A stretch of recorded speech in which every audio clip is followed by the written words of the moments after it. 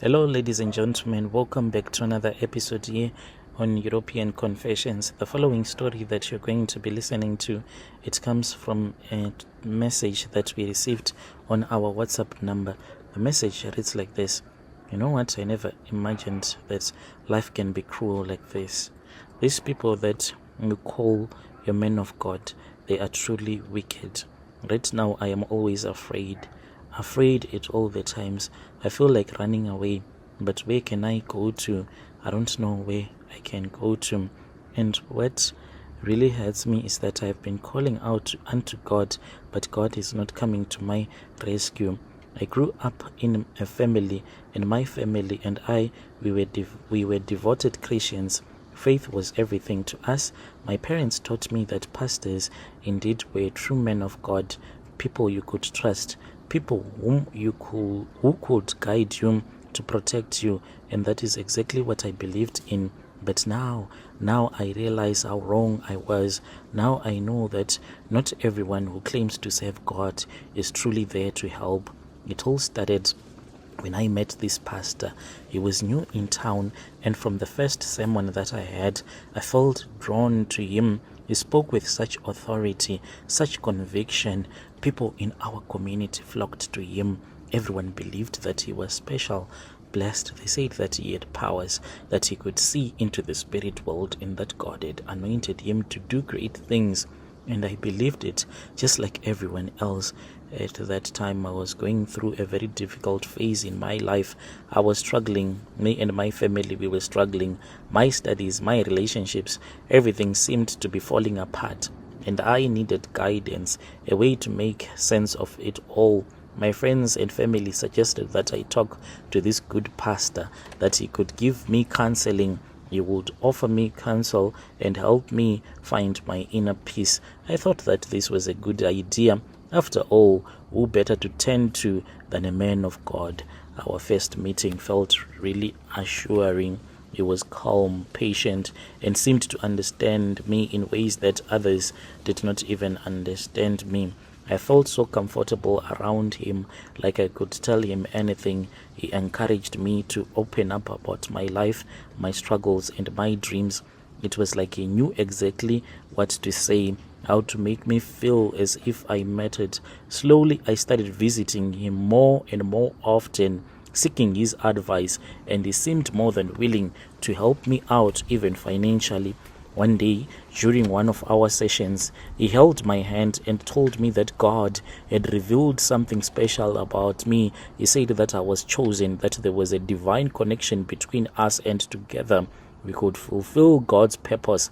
I did not understand what he meant at first, but then he said that to truly unlock my blessings, I needed to get closer to him physically and spiritually, to be more than his follower. I needed to dedicate my heart, so he said, to him, so that God's blessings can rain down upon my life. He told me that it was God's will for us to be together, that our bond was special, and that we had a spiritual connection others would never understand. So he said, and I was amongst the chosen few.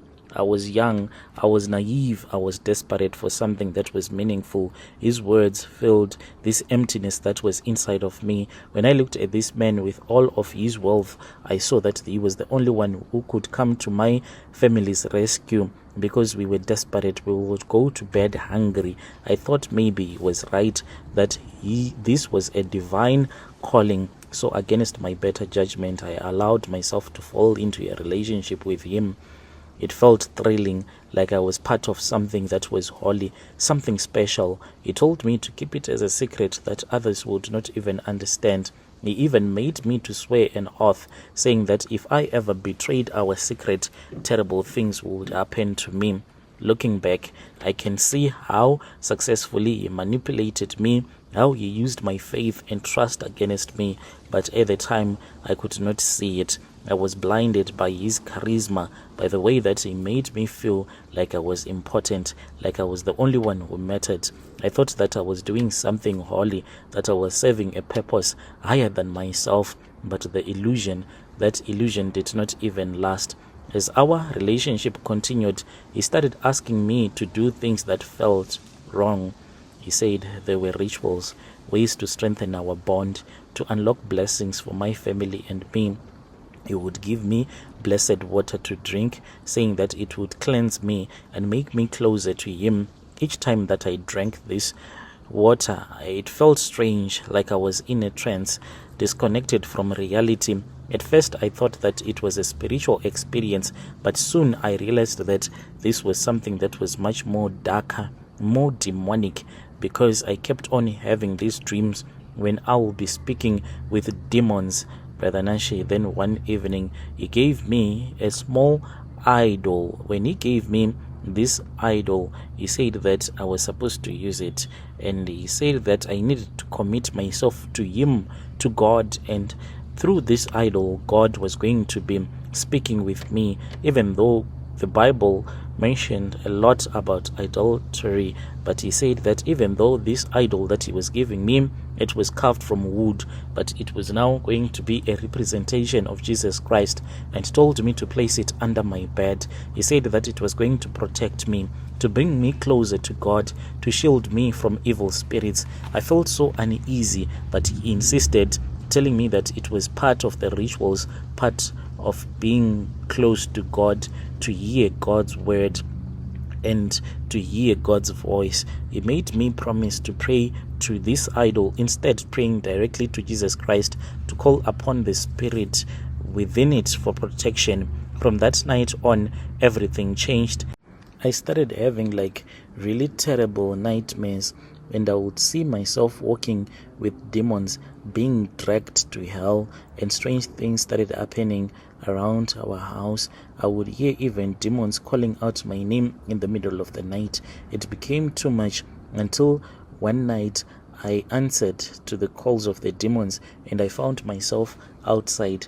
It was not only the demons, but I saw that there were few women that were from the neighborhood that were not wearing anything, and immediately I realized that these people that I was looking at, they were just witches.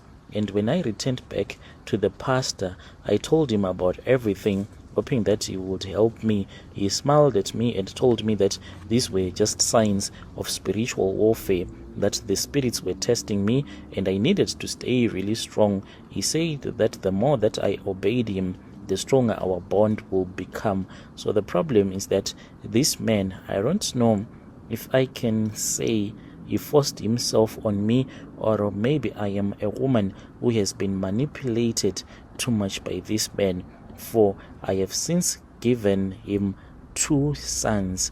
This man, me giving him 2 sons, we have been sleeping with each other in his office. One time he slept with me and he forced me to hold the pulpit, saying that this was an exorcism that he was doing.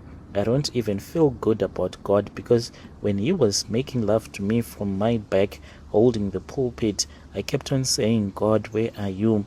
Why don't you strike down with thunder so that this man can die?